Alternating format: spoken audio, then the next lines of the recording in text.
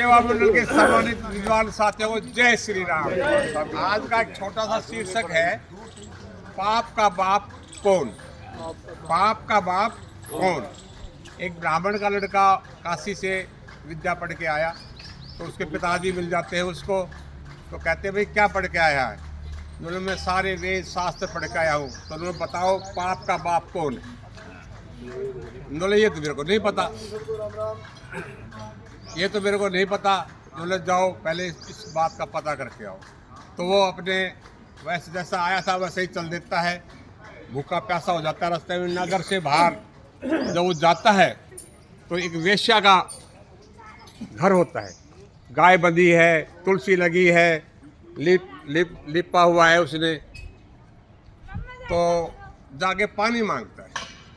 उसने देखा अच्छा घर है, वैष्णव घर होगा, तो पानी मांगता है। तो फिर उस पानी पीकर पूछता है कि किस जाति का ये घर है। तो वो कहने मैं तो एक नगर की वेश्या। तो वो फिर पानी उल्टे करता है कि भाई कैसे न कैसे पानी सारा निकल जाए। फिर वेश्या कहने लगी इन्होंने ऐसे पानी निकालने से कुछ नहीं होगा, अब तो तेरे को नहाना पड़ेगा। तेरे पानी तो पी लिया, तो भूखा प्यासा है, तो तू भोजन भी कर ले। उन्होंने नहीं भोजन नहीं करूँगा मैं। उन्होंने कुछ नहीं, मैं आपको सोने की 10 अशफी दूंगी, तो आप 10 अशफी ले लो और भोजन कर लो, फिर दोनों का पाप एक दफ़ा ही काट आना नदी में जा करके। तो वो राजी हो जाता है।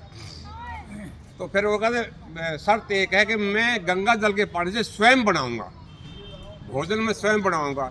जो स्वयं बनाने लगा तो आके वेश्या कहने लगी कि भाई मेरे को बड़ा दुख हो रहा है कि आप भोजन बना रहे हो, मैं आपको 10 अशफियाँ और दूंगी सोने, अगर आप ये कह दो कि भाई आप मेरा भोजन बना दो। तो वो मान गया।